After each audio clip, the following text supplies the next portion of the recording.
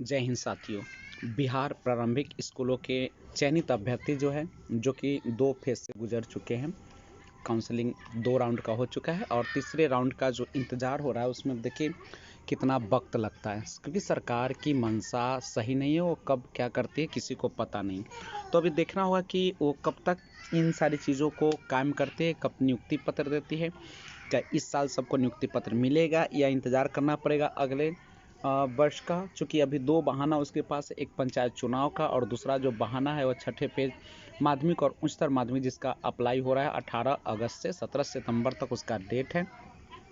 उसके बाद उसका मेरिट आएगा और उसके बाद मेधा सूची तैयार होने के बाद वहाँ पे काउंसलिंग के लिए लोग जाएंगे। उसके बाद ये प्रक्रिया लगभग दिसंबर तक चलेगी। उसके बाद जनवरी, फरवरी, मार्च 3 महीने हो गए, जिसमें हो सकता है कि तीसरा राउंड हो जाए और उसके बाद सबको नियुक्ति पत्र एक साथ माध्यमिक, उच्चतर माध्यमिक और प्राथमिक को मिले। लेकिन देखिए एक न्यूज़ है, ये आ रहा है कि प्रारंभिक स्कूलों के चयनित अभ्यर्थियों को अक्टूबर तक मिलेगा नियुक्ति। ये कहाँ तक सच है, अपना भी राय आप लोग दीजिएगा। लेकिन ये प्रारंभिक स्कूलों में 90,762 शिक्षकों की बहाली के लिए चयनित अभ्यर्थियों को अक्टूबर के पहले नियुक्ति पत्र मिलने की संभावना नहीं है।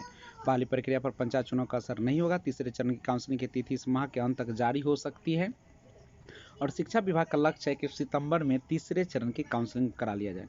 रिक्त सीटों के लिए अभ्यर्थियों को एक और मौका देकर अंतिम रूप से सभी चयनित अभ्यर्थियों को सर्टिफिकेट जांच कराने के बाद नियुक्ति पत्र दिया जाए। काउंसलिंग पूरा होने के बाद शिक्षा विभाग समग्रता से सभी नियोजन इकाई वार समीक्षा कर रिक्ति का आकलन करेगा।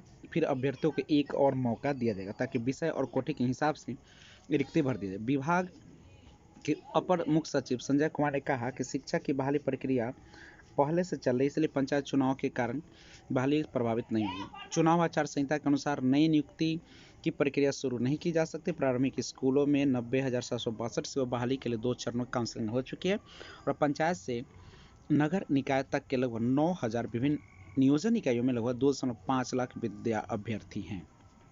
अब तक हुई काउंसलिंग के आधार पर लगभग 40,000 सीटें खाली रहने की संभावना। नियोजन इकाइयों को कोटि और विषय के हिसाब से अभ्यर्थी नहीं मिलने के कारण 40 से 45% सीटें खाली रह जाए और 50% सीटें यानी 45,381 पद महिला अभ्यर्थियों के लिए आरक्षित। कोटावार महिलाओं के लिए रिक्त सीटों के लिए अभ्यर्थी नहीं मिलने से इस कोटि में लगभग 35-40% सीटें खाली रह सकती है।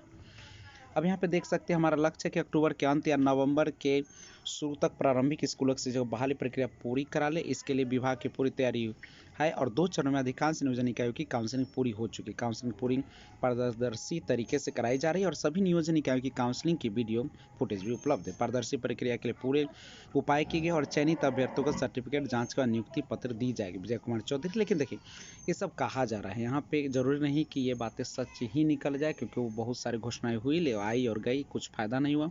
उधर STT वाले परेशान है कि 7वें चरण की बहाली कब होगी, चूंकि उनकी नज़र भी छठे चरण की बहाली पर है। जब इसका कंप्लीट होगा तभी जाके 7वें चरण की प्रक्रिया शुरू होगी। लेकिन देखते हैं शिक्षा मंत्री कब तक ये पूरा तैयार करवाते हैं। लेकिन अभी समय है, जहाँ तक हमें आशा लगता है ये मार्च के आसपास तक जाएगी।